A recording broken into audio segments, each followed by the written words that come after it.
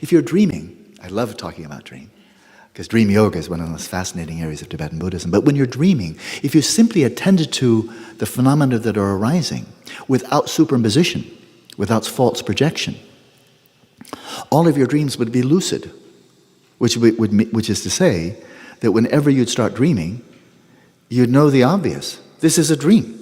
This is not waking reality. These are not actual people I'm encountering. These are all free creations of my imagination, of my mind, drawn from past experience, memories, and so forth. And you would know what's happening in every single dream. Every dream would be lucid. Every dream you'd know, this is a dream. That's a dream person. This is a dreamed me. This is not me. This is a little apparition that's coming up for a 5 or 10 minute dream. Then it'll be gone, evaporate back into the space of the mind. So all of your dreams would be lucid. But for most people, most of the time, they're not. They're non-lucid dreams, which is to say that when the dream starts, we enter into it unknowingly. When we first emerge into a dream, in that first moment, we fail to recognize it for what it is. We don't know. So it starts in avidya, not knowing.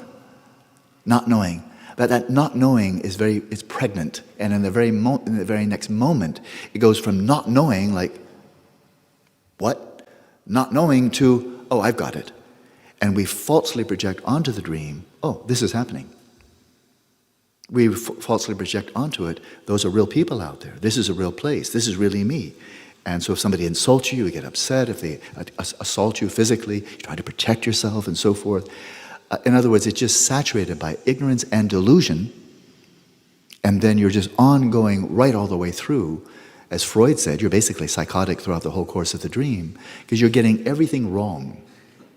Everything you fundamentally got wrong, which means you're emotionally vulnerable. About 80% of dreams, there's a lot of studies on them, about 80% of dreams are unpleasant. They're fraught with anxiety. And for very good reason. You're delusional. If you're not anxious, you should be. Because you're completely at the mercy of whatever comes up in the dream, and you're clinging to everything as if it's really there.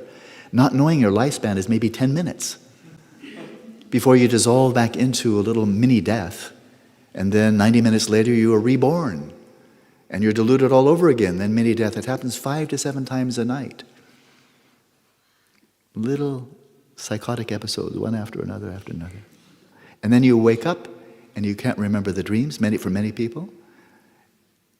And then you fall asleep, and you can't remember you can't remember being awake. And from one dream to the next dream, you can't remember the last dream, ever so often. And so really, existence is basically qualified by amnesia.